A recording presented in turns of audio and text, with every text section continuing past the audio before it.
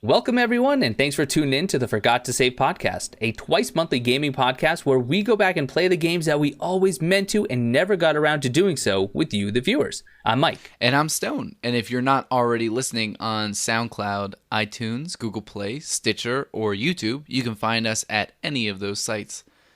All right, now, Mike, let's start this episode the same way we start all of them. What have you been up to in the past week and a half? Let's see. I have been working. I'm still doing that whole thing. And I've been getting out and seeing the state finally. I've been here for several years, and I feel like only now am I actually going out and beginning to understand why people actually enjoy Colorado. Yeah, like you're touring all the state penitentiaries, the state detention centers. Not willingly so much. Right. Yeah. But you want to know everything it has to offer, where your taxes are going. That's exactly right. Yep. So I have actually been incarcerated multiple times over the last week and a half. I had to break. I'm sorry. But your tax dollars are going to all those mountains instead. They're building them like wildfire. Mm-hmm. Yeah. It's like every time I look at the skyline, they've erected a new mountain out there. It's amazing. Where is our weather going? We stop it here in the Rockies by erecting these giant mountainous walls. It's how we are fighting global warming. So I don't know why that made me think of this, but we're going to transition to what I've been doing because now I'm dominating this. I actually, for my book club this month, have been reading Lord of the Rings, Fellowship of the Rings, the first one, because they talk a lot about mountains. I guess that's why it made me think of that. And I was honestly thinking when I was reading it, dang, I would have hated Shadow of Mordor if I was a fan of this because it is so good. The lore is so rich. Like, I'm loving the book so far. I have about 2 or 3 chapters left and I'm finished with it. But everything in Shadow of Mordor, I appreciated it so much more. And that's why I would have hated it because every word choice they use in Shadow of Mordor, like even the options like dominate, is because that's how like Sauron was described in the book. Like when Gandalf speaks, he speaks a lot about like Sauron dominating the minds of men and these people who do their bidding. So like all the word choices they use are really carefully selected. All the lore they pull from, like the people they talk about being like the elders and everything. It's really, really carefully selected. And you could tell, now I could tell going back, and this is just based on Fellowship, no other lore from the other 2 books or the Silmarillion, but just off of that, they put so much detail in it, and in the first minute, it is not canon. I would have taken that disc out and thrown my controller at the wall, snapped the disc in half, and eaten it. I would have been so mad. So I'm glad I'm reading it after Shadow of Mordor. But now, do you think that as you're reading this, that Tolkien, when he was actually writing this and trying to put himself into the mind of these characters, when he's using a word like dominating, do you think he's saying it like dominating? Right. Yeah. What I think of when I read Tolkien is like this guy loved Mortal Kombat, like without a doubt. No, but his words, for the most part, I wouldn't say that they're carefully crafted because he repeats them about 100 times, but in Shadow of Mordor, they pick through the books pretty carefully, and I can tell that just having read Fellowship, none of the other ones yet. Well, I read The Hobbit, but it's been so long, So this is actually your first time reading through Lord of the Rings? Yes, right. Wow. I've read The Hobbit. I read it the first time in 4th grade, so I don't have the best memory of it, and then I read it a little bit later. I was probably in 6th or 7th grade, but I don't really have a lot of memories of it.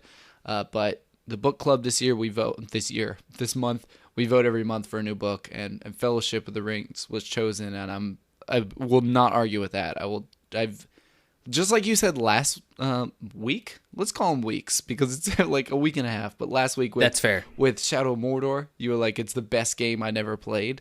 I mean, not Shadow of Mordor, Shadow of the Colossus. Shadow of Colossus, yes. The best game I never played. Like, Tolkien's like the best author I haven't actually taken down the time to read, But so that's what I've been doing. That and, oh my God, Spider-Man. Let me tell you about that. Yeah, you've kind of given me your own take, and you said it was okay. It was pretty good. What? Get out of here. I'm not sitting here doing an in-depth review of Spider-Man, but what I will say is I am super, super, super hypercritical when it comes to Spider-Man. He's one of my favorite heroes, and I was nervous about the movie. I saw the movie.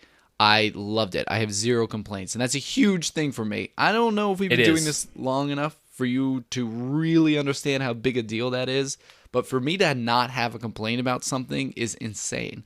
But I just saw it the second time, and it ended 2 hours ago. So I'm just coming off another high of seeing it.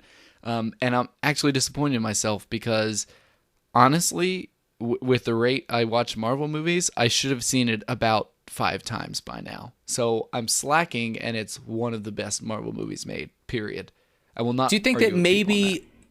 Do you think that maybe you're not seeing as often because of how good it is? Like other movies, you've had complaints, so you wanted to go back and maybe either justify those or to see if they were true criticisms. And with this one, you're like, no, I'm good. No, actually, no. It's all no, been not at all. It's all been scheduling. I swear to you.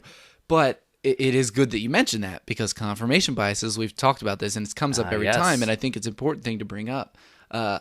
Like I said, I love Spider-Man. I'm hypercritical. I've been burned a few times already, like every other Spider-Man fan. So there's a lot to nitpick. Getting the character right is important. Getting the origin story, getting a good story for him, choosing a good villain, representing all those characters correctly, and with this one, fitting him into the greater Marvel universe.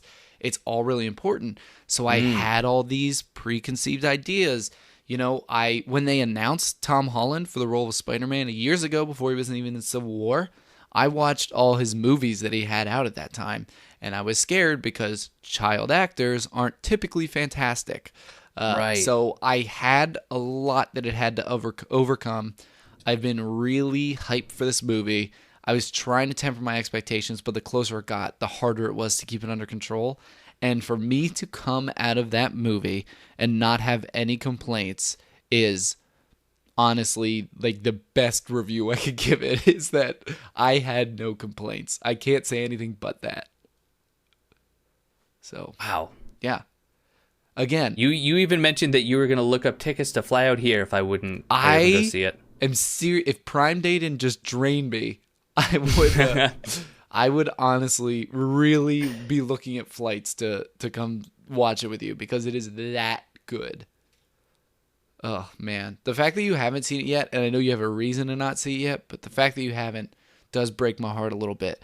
I'm working on it. But I'm also a little afraid because it's like, oh, if he doesn't like it, this is the one time I was like, this is a perfect movie, and it sucks. I don't foresee me having any great issues with it. I mean, I feel like I'm far less critical typically than you are. Yeah. Yeah, and I mean, if you liked Doctor Strange, I think you'll love this movie. Doctor Strange. Yeah, so I can't tell you how you'll feel about this movie. Yeah. It has less Benedict Cumberbatch, but it has another Britishman, so it'll be all right. Sorry. That's the worst butchering of his name that I've ever heard. Gerber. Wow. Yeah, that was terrible. But anyway, we're not doing a Marvel podcast, although we shouldn't. Am I right? There are enough of those. We're doing a gaming podcast because there's none of those. This, honestly, I was just checking the other day. I think this might be the official first gaming podcast out there. Right. We had to submit a custom category to SoundCloud, to iTunes, to Google Play, all those. They were like, what? Spell that again? Gaming? And what's great is that we already have spin-offs. We already have talked about doing the two separate audio podcasts where I will have my own podcast channel with my audio. You'll have one with yours, and you, the listener, will have to sync them yourself. And actually, do we want to spoil this one yet? Oh, yeah, let's go for it. I honestly, before we even say this, I've considered doing one episode of this just to have it out there. But go ahead. I hope you're thinking about what I'm thinking about, because I'm talking about the Bette Midler podcast. Oh, no. No, I wasn't. No? I was thinking about There Are No Callers. Oh, There Are No Callers, yes. But I did incorporate Bette Midler into that as well. Yeah. So we could kind of double dip on that. So here's our hope. And nobody knows who Bette Midler is if you're under the age of 20, probably. But we wanted to have a podcast about Bette Midler from two people that know nothing about her because she really isn't relevant anymore. And then we wanted to have one episode, and this is the one I was talking about, one episode of a podcast called There Are No Callers, and it'll go on for about 30 to 45 minutes, where it's just the two of us sitting there continually checking a board to see if we have anybody call in. And our hope is that eventually the last and only caller, that calls in on the buzzer beater is Bette Midler. Right, that would be our ultimate goal. So now that we've lost all of our listeners... Yes. Just every one of them does not care. Not even Bette Midler is sticking around. That's how we weed out the true fans. Right. I don't even want to keep talking. We lost him. No. We're done. No. You know what? Let's try this again in 2 weeks. We're just going to be playing... Instead of playing a game this month... I'm spoiling it. Instead of playing a game this month, we're just doing front-to-back albums of Bette Midler. Her greatest hits, all... 2? I have no idea. She might have been big back in the day. But we're gonna so it's kind of like a dual thing, right? We're gonna listen to those albums front to back, and then we're just gonna have like a let's play of Pong on the Atari playing on our computers on repeat. So it's kind of like a game to us, and then see if there's any kind of after effects, if it at all enhances Bette Midler. So, oh my god, it can't hurt. I've gone so low. Yeah, yeah. There's no recovering from this. Now, when we got feedback over the last episode, was there a distinct lack of Bette Midler? Is that why we're here? Oh my god, I'm cutting this off. Usually for stuff like this, you do yes and it builds and gets higher, but this can only go lower. But I'm glad that you brought up the feedback because there was a lot of it. There was some good stuff. I feel like, again, there wasn't a lot on Facebook, which I understand, and it's no big deal. But Discord blew up. We were talking about emulators, and it's already a hot topic. But there were a lot of really cool, really strong opinions. But I think the general consensus, and not everybody agreed on this, people had different opinions, but there is no real black and white on emulators. There's no blanket, right. This is always wrong, or this is always okay. But most people agreed that the market on retro games no longer exists. If it's older than the PS3 or Xbox 360 era, then more often than not, people were okay with emulating it. There were some people that were like, no, the cutoff is like PS2 and before. But for the most part, emulation seemed okay, and it was cool to get people's opinions. People went a lot more in depth. I don't have a specific quote here because there was a lot of discussion, but thank you guys. Thank you everyone who chimed in on the Discord, and I know Casey was the only one that mentioned something on Facebook, but hey, Casey, thank you. And I look forward to some more discussion at the end of this month because we'll be talking Metroid now. So absolutely, yeah. So just to reiterate, guys, keep the discussion coming, but also keep the feedback coming. Everything that you say that we could possibly do to improve this, trust me when I say we do take it very heavily into consideration, do our best to incorporate it. Yeah, absolutely. Yeah, and we still get feedback on, Stone, your editing sucks, which is fine. I'm working on it. But yeah, we're always working to improve and what you guys like to hear, what you guys didn't like to hear. I think Grackle Flint, I'm not sure if anyone else mentioned, they liked us doing, he called it the mind meld, which I'm pretty sure is from Star Trek. But us guessing each other. So maybe we'll do that with the next game too. I think so. I think maybe like the first episode of each game, we could consider doing something similar. And yeah, it was impromptu, but it was fun. And I think if we could put a little bit more thought into it, we could go somewhere with that. Yeah, I wish I didn't have the idea like 10 seconds before we did it because that before we actually tried it. Yeah, that would have been really cool to flesh out. But yes, it's unfortunate that I know you that well. It is what it is. All right. Are we already ready to talk about Super Metroid? Has it come to that so quickly? Every last one of us are ready. Now, before we talk about our experience with Super Metroid, I got my nephew to play for about an hour and a half, and he wanted to share his opinion with it. So why don't we listen to that really quickly? I played it for about I don't know how long I played it for. I played the game yesterday and today. And I thought it was kind of cool. And the mini bosses just kept killing me, and it didn't really go well. But I liked it a little because of the what I didn't really like was the mini bosses because they just kept killing me. But what I liked was that you can roll up into a ball and destroy, and I don't really have anything else. It was pretty cool though. That's all I can really say because I don't even have anything else. It's about you trying to beat these bosses and getting back the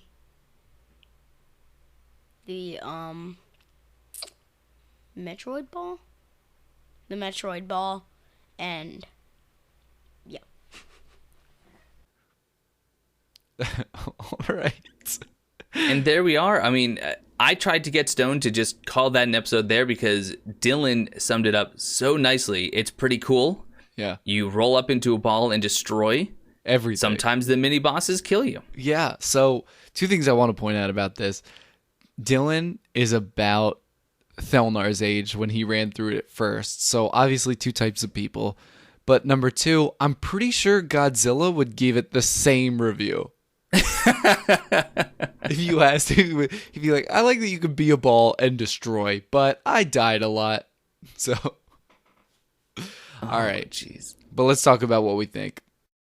So, I guess my first question is always my first question.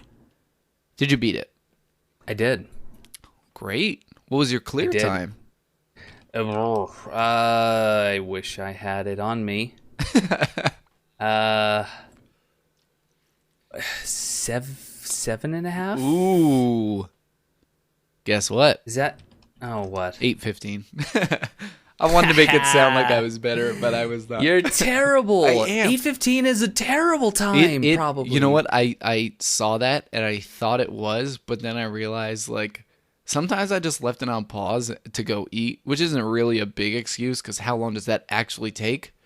But I'm gonna say at least an hour of that was non-playtime, but it's okay. Hey, it still counted, and I'm sticking with that puts us 8:15. right kind of in the pack. We're right in the middle, the average completion time. Yeah. So at the end of the day, I saw that clear time, and I was like, oh, thank goodness I did not take longer than an 8-year-old Thelnar. Like, that was my biggest thought. I was so scared after he submitted that. It was like, whatever happens, beat 9 hours, beat 9 hours, beat 9 hours. So okay, we've both completed the game, and I think last time we kind of got cut off. We didn't really have enough time to talk about all that we wanted to talk about with Metroid, but we talked about it being genre defining. So one thing I wanted to ask is all those staples that we talked about being genre defining and seen in Metroidvania games that carried over to games that we have now, did any of those elements become more obvious to you, more prevalent to you? Did any of them become stale? What were your thoughts on just those things that, we define other games as Metroidvania because? I honestly wouldn't say anything really became stale. I think the pacing of the game, by and large, was one of its strongest features. For a short game, and it's not, we can just say it, there's not an absolute ton of content. There's 11 bosses. There's only really a handful of different items that you can collect, but it seems like every 40 minutes or so, something big was happening. Mm-hmm. And 40 minutes while you're playing a game really isn't that long at all. I mean, there are other games where 40 minutes goes by and you're like, I don't understand what I've done. Like, I've made no progress. I've not met any new characters or collected any new power-ups. In Super Metroid, it is just like, maybe even it's every 30 minutes or so. Every 30 minutes, you're just encountering a boss or a mini-boss, or you just found, your first super bomb, or who knows what, but there's always something that really kind of punctuates the time that you've spent in the game and makes you feel like you've made genuine progress. Yeah, I'd agree with that. I mean, because there's always something tangible to say you did it. Right. whether it be a new item or you've just beaten a boss, yeah, you're right. There is something that keeps you going. Like, it's these little blips of accomplishing something that kind of keeps you hooked to something. And Metroid does a good job of, like, don't get yourself down. You're doing it. You're getting through it. So that is pretty cool. You're right. It's a good thing you pointed that out, because I guess it wasn't a conscious thought when I was playing. Like, obviously, it was something I was experiencing, but I wasn't like, oh, yeah, it's been this amount of time and I accomplished something. Go me. Yeah, and I mean, as far as like other Metroidvania type aspects, did they get old? Did they get stale? Did they get increased or enhanced? It started out strong and it stayed strong. I wouldn't say that it necessarily improved any of the things that it showed off right away. I just think it kind of carried it very nicely. Again, the pacing was there, and it never really let me down. There are other things. I have some criticisms. We'll talk about those a bit later. But just as far as those aspects themselves, it felt good. It felt strong. The one thing I would have liked to see, now you do at times have to switch between your blaster, your missiles, your super bombs, etc. Yeah. But it almost felt like many times they were just interchangeable. And it was up to you what you wanted to use. Did you want to charge up your blaster? Did you want to use a missile?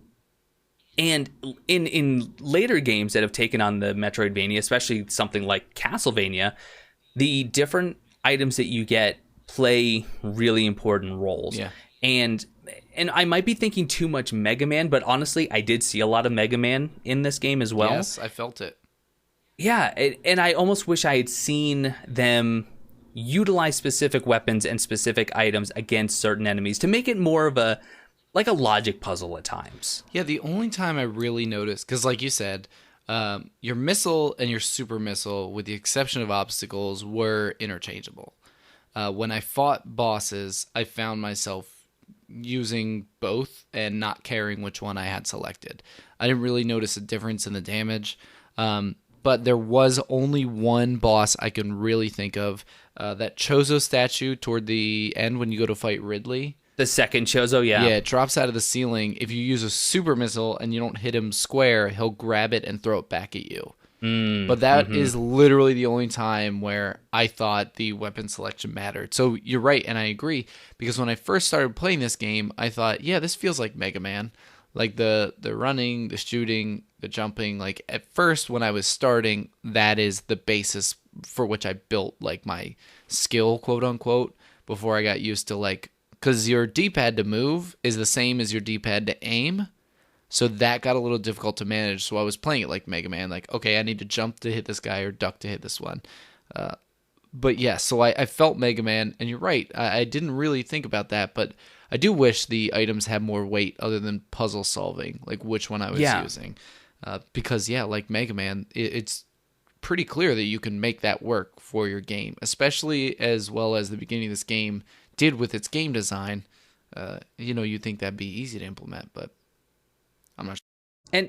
And I can't speak to future installments, so I'm not sure if they handled this better in like the Prime series or anything like that. But yeah, I just wanted to feel more of a reason to switch between my weapons, especially once you start getting so many of the rocket power-ups. I mean, at that point, why do you switch back to your blaster? It's hard to justify. I do like when games can build upon its progression and its different items that you collect without negating everything beforehand. And that's always been a huge balance issue. How do you give a player a new either weapon or upgrade, but not completely nullify everything that they've collected up till now? Well, I think that did happen. Once I had all of the upgrades for her normal blaster, I think the charge beam. No, the charge beam wasn't the last one, was it? Help me out. Charge beam, I think it was. Yeah, it was like it might have been the charge, like the pulse, everything. Once I got all of the cannon upgrades, missiles were almost useless. That boss statue we were just talking about, the second Chozo, it could be killed with just charge shots. I didn't even use missiles. After it started throwing my super missiles back at me, I was like, you know what? I don't have time for this. So I started using charge shots and killed it just the same. So I do think at a point this game did nullify some of its upgrades. and I was a little upset with that. Right. Right. Absolutely. And again, if anyone's listening, or even Stone, if you played future Metroid games and they do a better job, let me know, because I really am curious. I think this game was great, and honestly, my complaints are few and far between, and I definitely appreciate it, but I would have liked to see more, and I don't want to say variety. It wasn't the variety that was the issue. I want to see more reason to use the variety. Right. That's all. Yeah, because as far as I know, it's mostly only puzzle solving. Right. Yeah. Right. Absolutely is. Absolutely is. When it comes to the enemies, and I don't even know. Well, okay, maybe that's not true. The smaller, what are they? Are they Ridley spawn or Chozo spawn? You know, the little guy, or the guys that are about as big as you, and they just have the little arms that they wave at you. I feel Scyther like looking guys. Yeah, the Scyther looking guys. I Absolutely. think they're just like generic pirates. Okay, the generic space pirates. I think some of those you can only kill with rockets or above, right? Yeah, so it depends on like their color, and that's like their tier Okay. of armor. And when you get to the very last one, those guys can only be hurt with the charge. So it's like, yeah, your missiles and your super missiles are just, why have that upgrade if the charge is the best thing and replaces them? Okay. And that's not really a discussion for now. I think at some point it would be a fun one to have, but that's an issue that I run into in games, and I think it's actually been brought up before, is color selection. If you use colors to indicate anything of importance to me, that's going to be lost because I am colorblind. So if you have, especially, I'm playing on the 3DS, so it's a small screen already, I'm not going to be able to tell which of these space pirates can be shot with a blaster, which ones have to be shot with a rocket. And I can't say that, shame on them for not thinking of me and the other, 1 point something percent of the population. We're only now starting to see colorblind mode being added to games, 27 years after this game came out. But I don't know. I don't even know where I was going with that, other than I guess that's on me for not knowing. No. That was that was a totally great point, because when we had played originally and had our first episode with this game, you'd mentioned that with the NES, the enemies were just color swaps, palette swaps of each other. Yes. And we had assumed that was largely eradicated in this game, but one of the more common enemies that you see, you run into that. And if you are colorblind, then, you're kind of not in the greatest position, because like you said, well, you're going to waste these missiles. You don't know if they're reacting to it at all, because they also flash, which I guess you'd notice, but even so, yeah, that's a fantastic point. I did not even. I made an accidental fantastic point. Right, and that's how all fantastic points are made. But you had mentioned that you're playing on the 3DS. How was that experience? Because you played handheld. I played a console that thinks it's a handheld. Which is funny because, historically speaking, I am not a handheld player. No, that's why I want to know. You are. I mean, you've played many games on your 3DS. Yeah. It was a challenge at times. Mm-hmm. I'll be completely honest. I'm not used to holding the 3DS. I really only have maybe 10 hours of playtime total before I picked this game up. So that took some getting used to, and the size of the screen really didn't do me any favors. Mm-hmm. There were times where I really felt like there's some times where it's borderline bullet hell.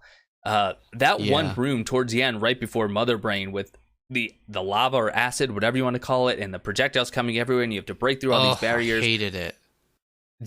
I've watched videos of it afterwards. That looks like a rough room for anyone, let alone someone playing on a little, 3x5 screen. Yeah, which is what I did. So, not terrible. I was able to persevere through, but definitely a game I wish I had played on something larger, with a controller especially. So did you use stick or D-pad? D-pad. Okay. I really like the stick on the 3DS, but I can understand why it'd be difficult. This game is really... It's hard to set up for a joystick. That's what I found myself using more, because I was using the Wii U. And I was using the gamepad, and I found myself using the stick more, but for wall jumps, I couldn't. I had to use D-pad for the wall jumps. Huh. Interesting. So you were actually actively switching. Only when it came to the wall jumps, and I was Okay. losing my mind because sometimes the timing on those wall jumps is like up in the air. For me, I'm not good at it. Did you have problems with wall jumps? Not really, no. Ugh. But I mean, I was using the D-pad the whole time, so maybe I was just that used to it Maybe by then. those wall jumps kept me up at night. I don't know what it Jumping in general, and this was going to be one of my criticisms, jumping in general was not great. No, absolutely it wasn't. And we can skip ahead to that because me getting the space jump, what's it called at the very end? Let's go with that. Space jump. But either way, when I We're got really that, good at paying attention. just figuring that out, like not figuring it out because I know you keep pressing A and you hit a direction, but sometimes you pop out of it if you accidentally hit up at all and like aim diagonally. So I found myself falling out of that space jump so often. It drove me up the wall. I hated it. At that point, I'll talk about this more, but at that point during the game, I was miserable. Yeah. I understand it. I do. We've sang a lot of praises about the game, and I don't think we're going to hurt anyone's feelings by actually saying what bothered us. And the platforming, and I did mention it briefly last time, it didn't get better. Yeah, you thought it was floaty before, right? Yeah, I did. And I thought it was floaty when I was dealing with platforms that were taking up most of the screen. Yeah. Later on, when I had to navigate, platforms that were hardly bigger than Samus herself, and there were things underneath me that would damage me. Yeah. I got a little bit flustered at times. Yeah. So let's you can be more in depth if you want, but let's talk about some of our gripes. Sure. So floaty jumps is my big one. Yeah. Hands down my biggest one. There were times where, and I do know, I was curious, I looked it up, people have beat this game without taking damage, which kind of blows my mind. But TAS only. TAS only. There were times where I truly believed that I was taking unavoidable damage. And if there's one thing that I hate, it's unavoidable damage. Right. There were some bosses where I thought, do I have to die on this one? Right? Yeah. Absolutely. And I don't want to ever feel that way. Now, obviously, there's a scripted event with Mother Brain. We can talk about the ending in a little bit. Right. You do take damage. That's just, it is what it is. Yeah. But other than that, other than scripted events like that, I don't feel like I should ever take damage without me being able to say, here's what I did wrong to deserve that. Yeah. The one of my biggest gripes with that is at the very end on the way to Mother Brain, all those Metroids. You remember that part? Yes. You had to freeze them first and then hurt them. Did any of them get stuck to you before you froze them?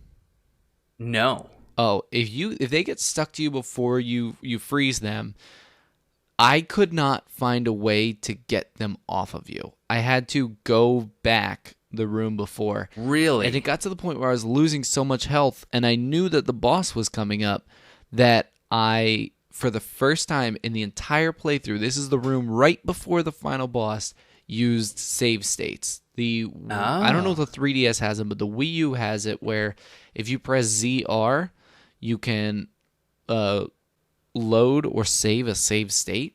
So I would heal up, go right in front of the room with the Metroids, do a save state, freeze a Metroid, kill it, save state, freeze a Metroid, kill it, save state, because it got that annoying and I was losing so much health. Luckily, there was a room right before the boss where you could heal. I didn't know that, but when you throw an obstacle at me and I start taking damage and you panic me as the player, why not give me an out? Is it my fault as the player that something hit me from off screen before it was visible to me and I didn't have time to react? That is one thing that perturbed me about what you were saying. Is this required scripted damage? Right. No, I guess I'm lucky that I never had that happen. And to my knowledge, the 3DS doesn't have save states, or else it's just a feature that they don't really advertise, and I would have to have gone looking for it. Oh, I hit the ZR button so many times by accident because that gamepad is set up like a goober. Yeah. So I would pull up save states when I didn't even mean to. I'd be trying to go to the next area on the map, like see what equipment Samus has, and be like, do you want to save this state? And like, no, I want to look at the map. So I had issues with the controls as well, and I should have actually had my 3DS in here, but I kept opening. I think I just kept opening the map.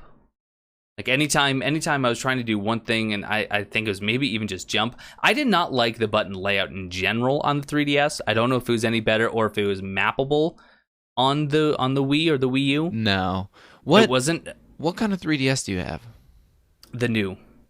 The new 3DS? Those have buttons in the bottom right corner, don't they?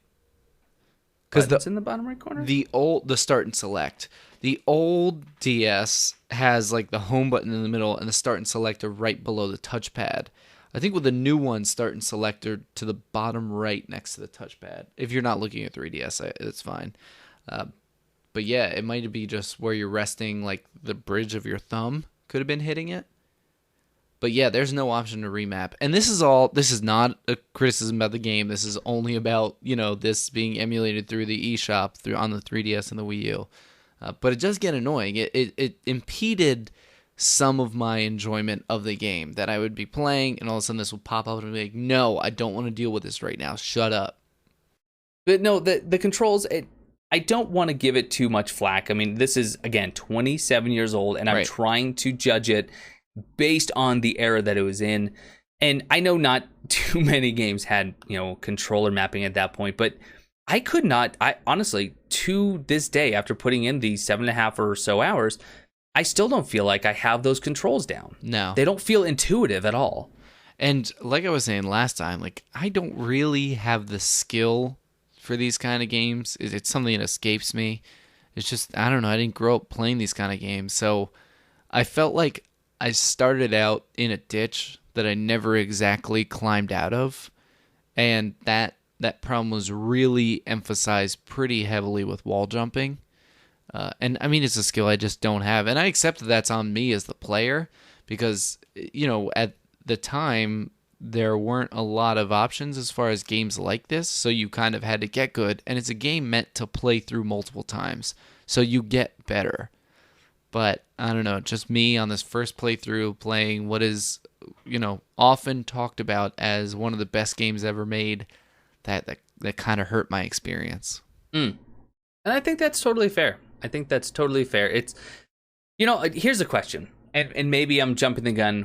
We didn't really outline this too heavily. Does this game hold up? In what ways does it hold up, and what ways does it not? So let me say one more thing before I answer that question, because I feel like that encapsulates the entirety of my experience. Does it hold up? One thing I want to say is I last time was giving this an insane amount of praise. I thought it was really terrific game design. I respected a lot of features I know it brought to the table that were taken in future games. But all of my praise evaporated into thin air once I touched down in Meridia. I sincerely believe that going through Meridia is one of the worst gaming experiences I have ever had in my entire life. It was the least fun, most artificial part of that game, and almost all of the praise I had for it was gone at that moment. Meridia is the reason that I will not play through this game again if given the option, and I will not ever consider this one of the best games ever made. And I know that sounds super harsh, but it was to the point where I was actually so angry that I played the remainder of the game with a guide. I had no fun in Meridia. I had absolutely no fun, and it drove me up the wall. And I can respect if other people like this game. If you love this game, it was your new favorite game, I would applaud you because it is a great game. But that part, to me, felt so cheap that I cannot in good conscience call this the greatest game ever made. Sure. And I think that's fine. And actually, I want to follow up with that because you're reminding me of the way I talk about certain gaming areas.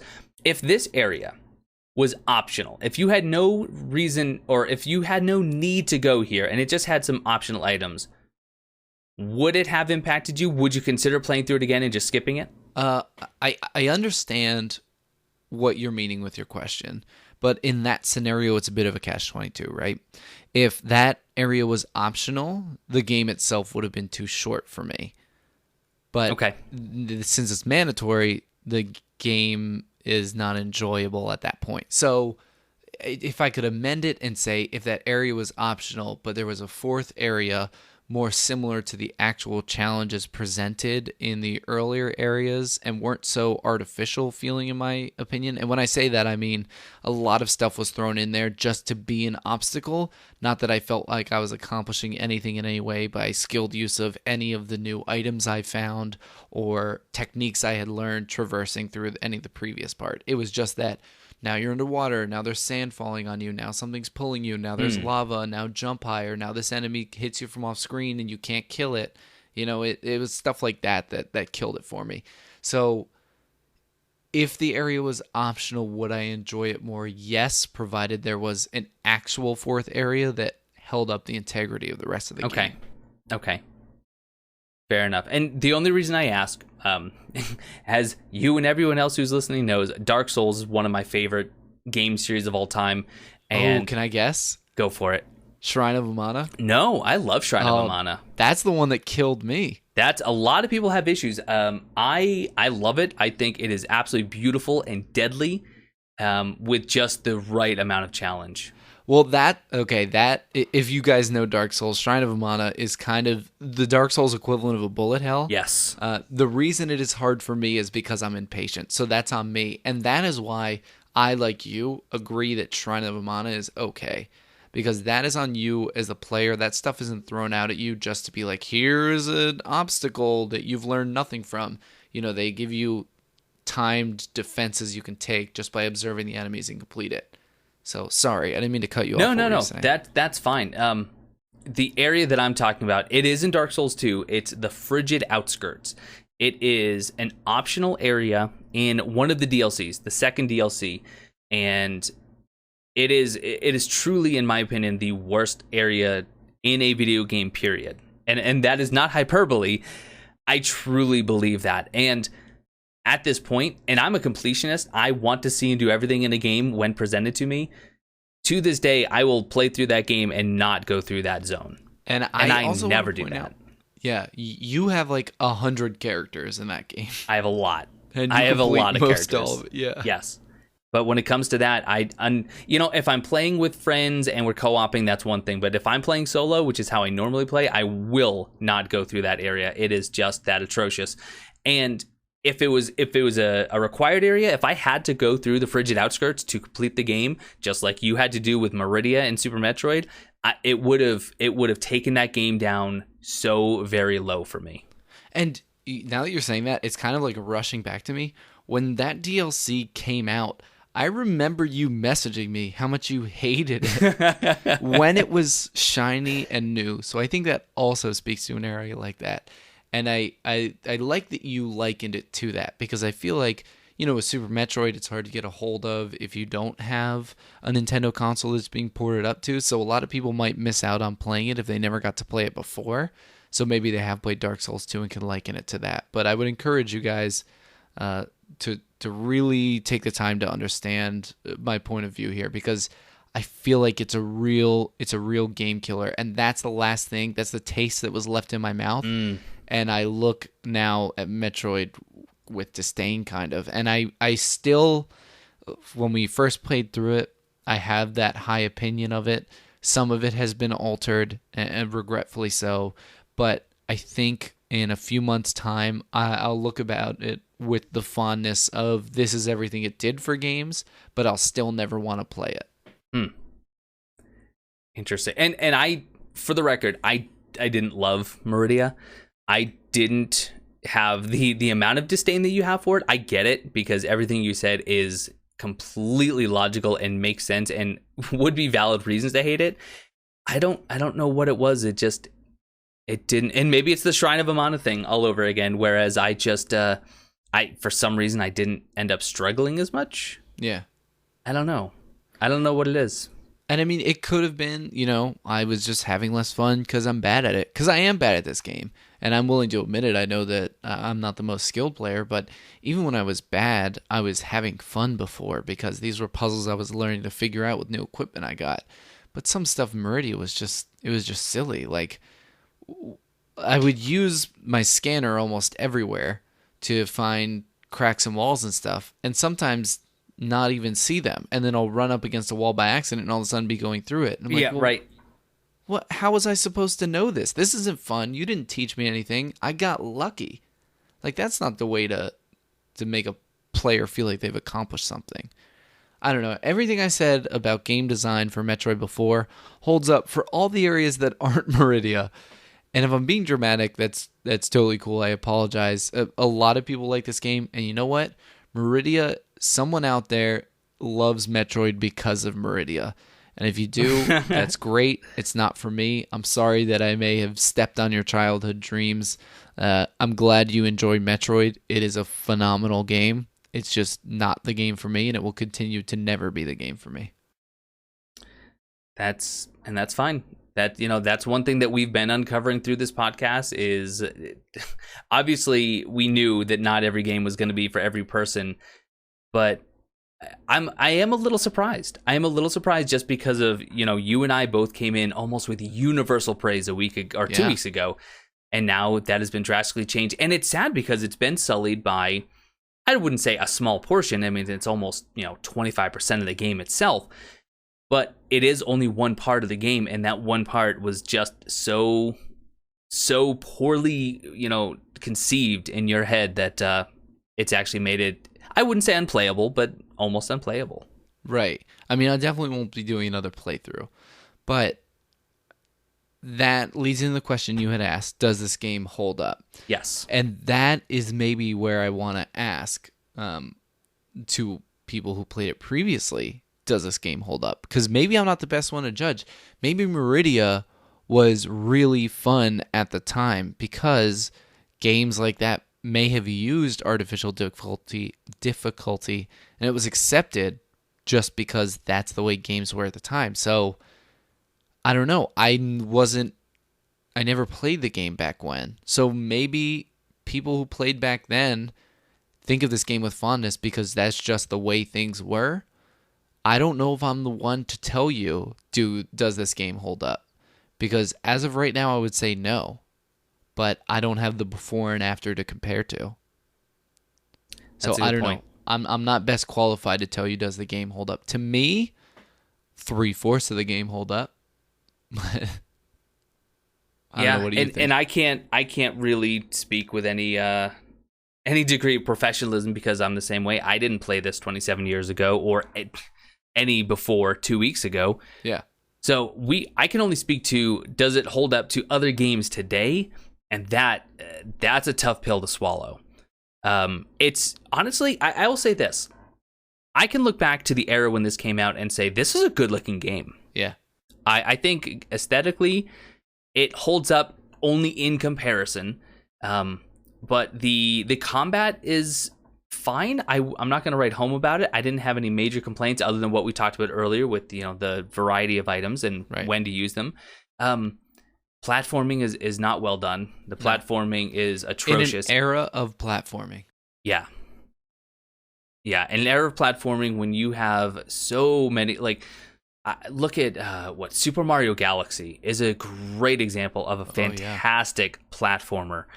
And then we have this where with how much platforming is in this game, I'm honestly a little confused as to how it got the praise that it got, and no one is really talking about how terrible the platforming is. I mean, it's a huge part of the game. So I think, I don't know how I want to phrase this, but I know that the platforming here was pretty accepted of not the genre, I'm thinking the wrong word, but the kind of game. It's like a space adventure game. And she has this powered suit. So I think the floatiness was actually part of Samus's character. And I'm likening that only to the fact that even in Super Smash Brothers, they make her behave that way. It's something that people who played the game at the time were aware of, but I think it was like we hear now, it's not a bug, it's a feature. It's a feature, yeah. I think that it's not a bug, it's a feature. So does it hold up? I think that's another example of us not being equipped to make that judgment. And I suppose the argument could be made, and I'm sure it is being made as people listen to this. She's in space, right? We don't know how She's the gravity on a planet, yeah, but yeah, we don't know what their gravity would be like. Every planet is different, but I can only excuse that so far. I can't excuse that when it actually impacts the game experience. Exactly. And that's how I feel. So does it hold up in, the way that I see it? No. Because if I were to sit down people who either have been playing games, just recently and have only experienced the games, let's say in the last 7 years, or someone who's never touched a video game at all, and I line them up with this and a number of selections over the last, 6 months, they're not going to choose this as their go-to. They're not. No. And that's okay. I'm not saying that Super Metroid is a bad game because it can't compete with 2017 games. That's not fair. But that's the only comparison that I can make in answering the does it hold up question, and in that case it does not. And I agree with you 100%, but I do also think it's worth mentioning that I typically go back and play my older games that I enjoyed. There are games that hold up, and I will choose over 2017 games, like at my leisure. I'll go back, I'll play Pokemon Stadium still for the N64, and I love it. And I think that that's a game that still holds up. So there are old games we can enjoy, not dislike them because they're out of time, and still prefer them over games like, I don't know, Halo or something that, is a more modern game, but, maybe I like Super Metroid. I want to go back and play that. I'd rather play that than play Halo. So Sure. I think does it hold up is an important question to ask.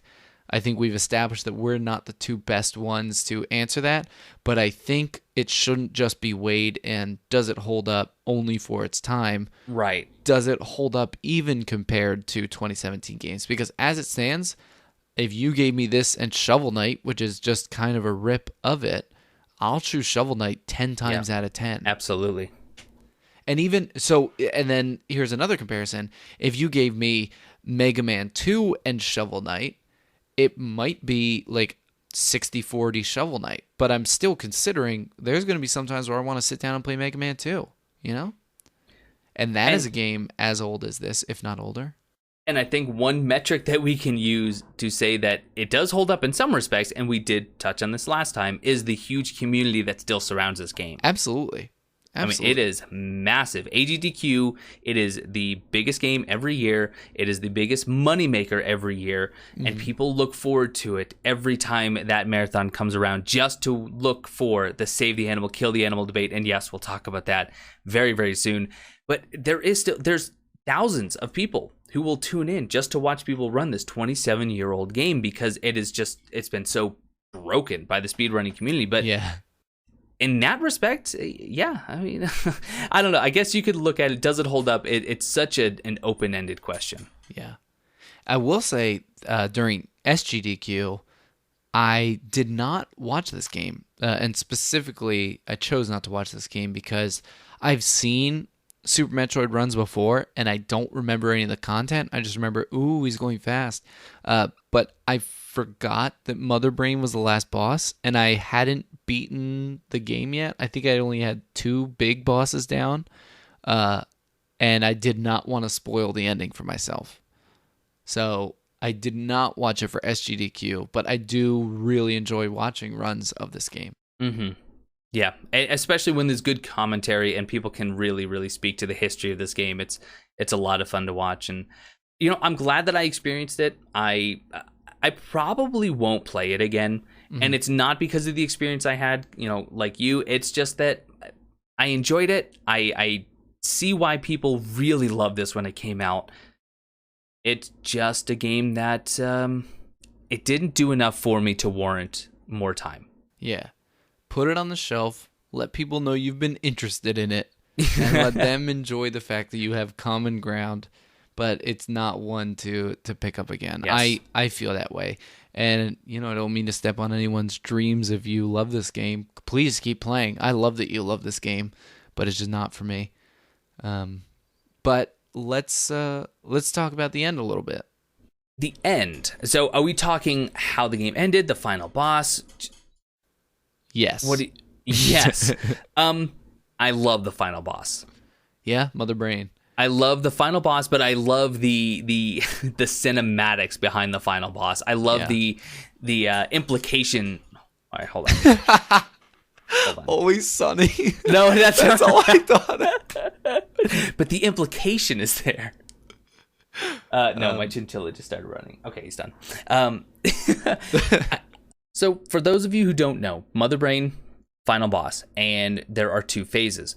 In phase 1, you have to do so much damage to her, but eventually she kicks your butt and she just pins you down. And this is where the unavoidable damage is fine because it's part of the script and you don't know what's going on, especially as a first time player, which I've seen runs. I understand how it worked. I can't say I went in blindly, but Mother Brain is just beating you down, using this beam to just pin you down and then using these projectiles to kill you. And then when you're just about dead, in comes a Metroid. A big one now. A big Metroid. And is that supposed... Because in the first one... Or no, because in the beginning of Super Metroid, we actually see a flashback of Samus rescuing a little baby Metroid. Yeah, that's the one that followed her and bonded to her. Yeah. So you have this bonded Metroid who then comes in and saves the day first by actually attacking Mother Brain and getting, Mother Brain's attention off of you and damaging her. And then she actually shields you. And at the same time she's shielding you, she's actually healing you. And she's reviving you to full. And she being the Metroid. Sorry. She being the Metroid. I guess I should maybe use different pronouns to differentiate. But yeah, the Metroid is protecting you from Mother Brain, takes a bunch of damage, and eventually just floats off on her merry way. But it dies. I choose to believe it floats off on its merry way. You see it explode. But maybe I had a different version because it floated off on its merry way. Did it really? No. Oh, I'm so gullible. I believe you. So can I share a gripe? Please. I don't know a lot about the lore of Metroid, but Super Metroid did a phenomenal job recapping it. Pretty much, you fought Mother Brain, this Metroid bonded to you, you had left to their homeworld and hunted them down and killed them. Then you dropped off this Metroid at this station, and then as soon as you leave, you get a distress call and you go back. And then this adventure happens. I was a little upset that Mother Brain was the final boss. Why? I don't understand from the lore that I was presented. And you know what? That's also maybe a fault. I don't understand, and it's on me that I don't. But did Mother Brain have to be the final boss? It seemed really... I walked in the room, and I was like, oh, I couldn't have seen this coming. What you probably already knew because you watched the speedruns. I have, yeah. Yeah, I didn't remember it. I watched the speedruns, but I don't remember what every boss looks like. I only really remember Ridley, and again, that's really just because of Super Smash Brothers. But yeah, I was really upset when I walked in. I was like, "Oh, look, Mother Brain! Wow!" It didn't do anything for me. I thought it was cheap. I thought it was silly. You say but that the fight itself was cool. I'll give it that. The fight was fun. Yeah. Sorry to jump in there, but you were saying that, you kind of blame yourself for not knowing the lore. I don't think that's on you. I mean, honestly, when I think of lore, I think of a story that's presented to me typically outside of dialogue and cutscenes. It's the lore that you pick up by reading item descriptions, thinking about item placements and, bosses, NPCs, whatnot. But I mean, this game doesn't really have that. So I can't say that I blame you. Other than the beginning, the opening cutscene, and the ending cutscene, I don't really have any idea what was going on in between. So I can't blame you for that at all. Now, and I was reading some about this. I believe that some of the later games touch on the backstory, so there is more known about the original Metroid. There is more known about Super Metroid, but only because it was divulged later in like the Prime series. Okay. So don't blame yourself if you feel like you didn't understand the lore and the story because it just wasn't there. I don't know. And since you were expecting it, I don't know if you can accurately speak to it, but did you think that was kind of like a cheap thrill? Having Mother Brain again? Yeah, I mean, they wanted to have a quintessential villain, I guess. Mm-hmm. But I mean, as someone who never finished the original, it didn't do anything for me. Yeah. The one thing that did bother me, and this is more of a nitpick, is so you see Mother Brain, the literal brain in a case.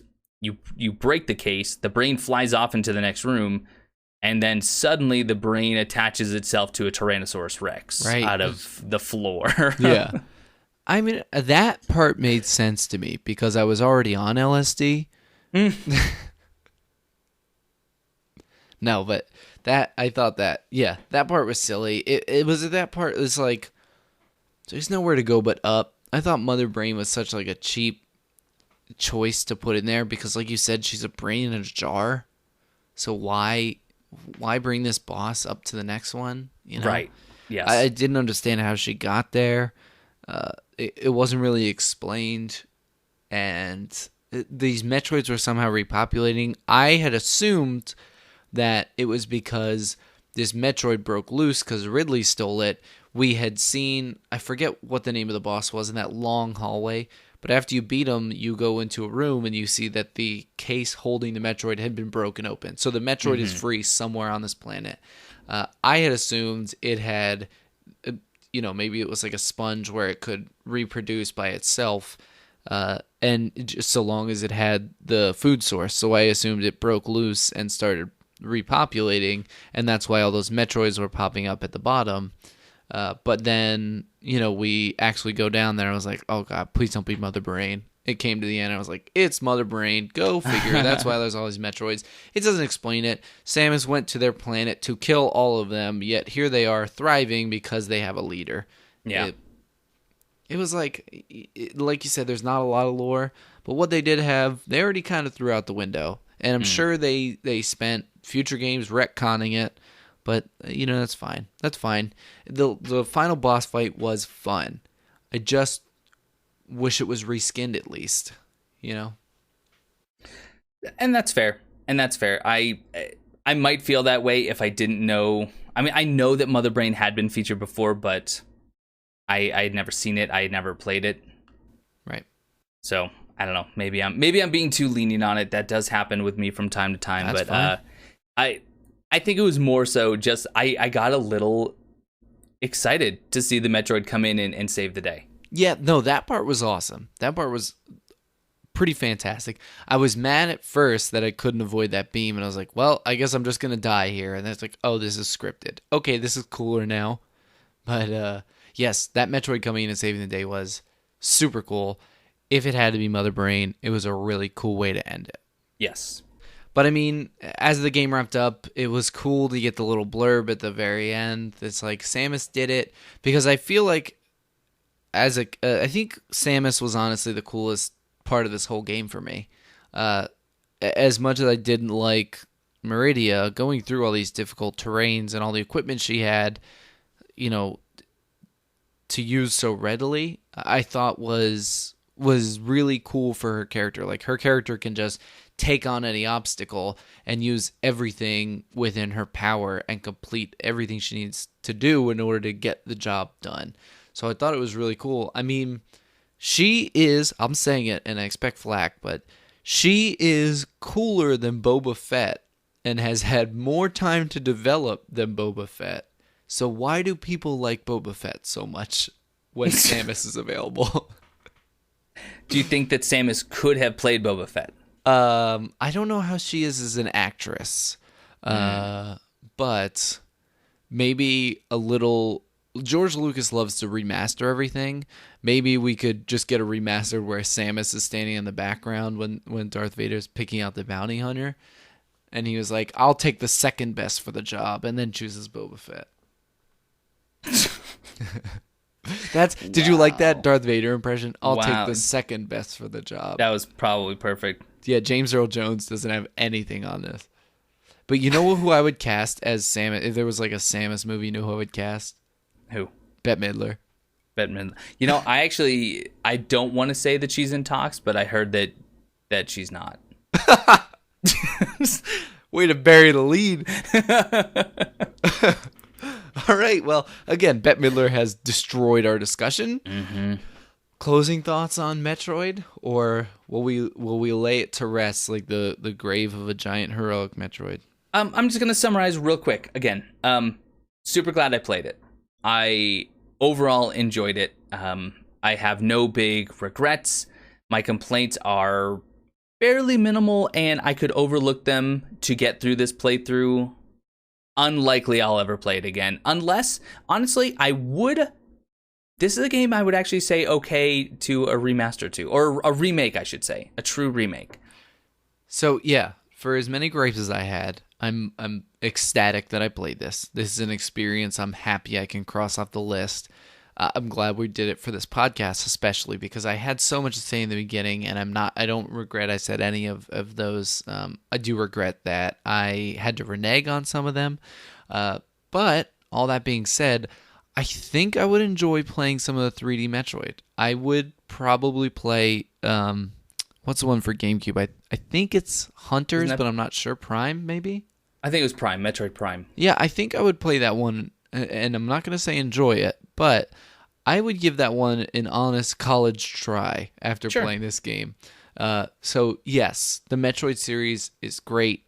I think this game is great. It's just not the great game for me. Don't think anyone could argue that point.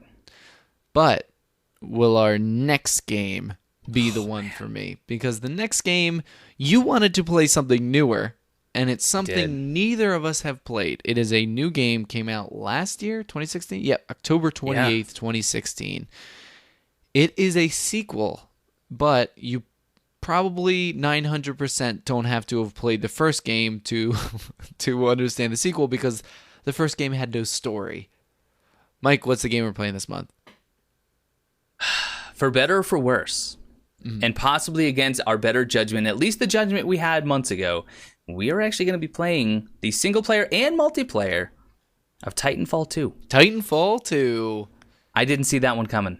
No, neither did I. You had suggested this, and I was really excited because I played the first one. I didn't hate the first one. It was pretty lackluster because it was just online, and the point system was weird. I didn't think it was balanced that well. The Titan combat was okay. There was nothing that really shone very brightly for me when playing the game, but everyone and their mothers across Reddit was like, Titanfall 2 is the game. It's the ultimate way to make a sequel. It did this, and this right. They listen to gamers. And I was like, yeah, but I don't care. And now you wanted to play it for the podcast. It was under $20. I was like, I'll take a chance. It'll be fun. I like games better when we play them on the podcast. So if ever there was a game to play, it's Titanfall 2. Yeah, it's going to be intriguing. And I didn't play the first one, so I'll be interested, of course, to hear what all of you think, but also, Stone, what you think of the changes in the upgrades they made. Obviously, the biggest one, as you just mentioned, first one had no single player. Right. They realized that people do want a single player, just like, we're getting with Star Wars Battlefront now. But not only that, from my understanding, it's good. Yeah, from what I've heard. Yep. And just for people who aren't familiar with the series, Titanfall it's a very recent game. It's out on Windows. It's out on Xbox One. And I think only the second one is out on PS4. Is that correct? Do you know? Yes. Yeah. It was a big deal. Yeah, I remember it being a big deal when they announced it for PS4 because everyone thought it was an Xbox exclusive title. So we are playing on Xbox One, and we are planning on playing some multiplayer too. So it's not just the single player we're going to be judging. I played the first one, like we said, so I'll be able to have some difference. But it's a first-person shooter. It also has a lot of free running elements. So you can climb on walls. There's a grappling hook. You can, double jump to get in windows, get in higher vantage points. And you have a cooldown timer where you can summon your Titan, which is a big, mech that you can call down, hop in, and do some mech versus mech combat, as well as soldiers running around the field. And you win by accruing the most points in a multiplayer match. And then once your team wins, there is a drop ship that comes to pick up your team, and you all have to rush to that drop ship, get in the drop ship safely, and take off. Now the other team can kill you on the way, and when the drop ship comes down, that's your last life. You cannot respawn, and they can also destroy the drop ship itself. So it's got, even when you lose, it's like kind of fun that's like a little mini game you get after the fact. I've heard that it expands pretty well on everything, but we're going to put that to the test. I am excited. I am actually excited. I went out and I got it right before the podcast today, and I'm expecting good things. It looked fun, and honestly, if it had debuted at a $20 price tag, the original one, I probably would have picked it up. Yeah, it fell quickly though. It fell very, very quickly, and I think, and this is, I don't want to get into too much discussion because we're going to save it, but I'm going to be curious to read about and to talk to all of you about, did Titanfall 2, even though it made all these improvements, from my understanding, did it suffer because of the detraction from the first one? Right. The other thing, I got this game maybe a week ago. Usually, transparency here, usually we decide the game we're going to play for the next month within the few days before we actually record the episode. Yes. This one, you had chosen almost immediately after we recorded the last episode, and yes. I picked it up very soon after, like within the day or two of us discussing it. So I've had this for about a week now, and it's honestly been hard not to play. I had beaten Metroid pretty quickly after the last time we spoke because, I was very excited about it, and I just kind of haven't been playing anything, and that kind of stinks. But I've been dying to play this game, so now, like, when we hang up, I can finally play it, and I'm kind of excited. So there you go. And I'm excited to play with you, because we refrain from talking to each other about the game while we are between episodes, because the more discussion we can bring here, the better, obviously. But we did play Mordor on a call with each other, and we didn't discuss in depth the game. We just kind of talked while we were playing the game. But this one is going to promote some cooperation or competition between us, which I think is another cool layer to add into the podcast. But even more so, there are those of you listening that play along, but maybe you can play with, which will be even cooler. Are we going to try to reach out to maybe, say, the Discord and set up a day or two to play? Absolutely.